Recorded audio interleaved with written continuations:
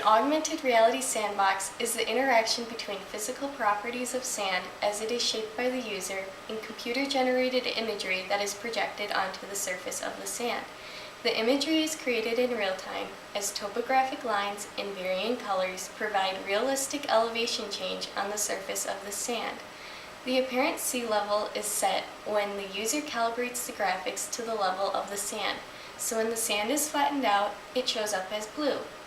Realistic simulated graphics show water accumulation and movement. The water can be displaced to lower elevations by physically moving the sand within the box. Let's take a look. You can see that the sand is level at what is apparent sea level. As the sand is collected into a mound in the center of the table, we can see topographic lines form. On a flat topographic map, this would appear as a series of circles like a bullseye. As the center of the mound is depressed and made bigger, we can see negative topographic relief. By holding a hand above the table, rainfall accumulation appears in the depressed area. Removing sand on one side of the mound to expose the water inside the depression allows the water to flow to lower elevations. The typical topographic lines that form a drainage pattern down a hillside are in a V shape pointing uphill. This is clearly visible on the sand where the water has drained.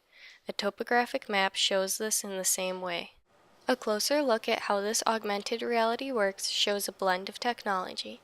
The Kinect sensor mounted above the center of the table detects the distance from the sensor to the sand surface. Information from the sensor is sent to the computer and is processed by algorithms that convert the distance to a graphic output with lines and colors.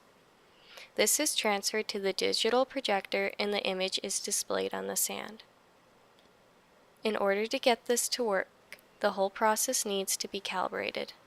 This requires telling the computer where the baseline or water table is for distance along with a few points high and low of that baseline. The algorithms do the rest. Augmented reality sandboxes are being built at museums, learning institutions, and by students all over the world. Instantaneous input with real-time feedback saves time and effort in conveying ideas across a wide variety of geographically dependent concepts such as topography, water transport, erosion, and flooding. With computer-generated overlays that show buildings, roads, and other civil improvements, municipal and operational planning is more effective. The best part is that this is a really fun way to learn.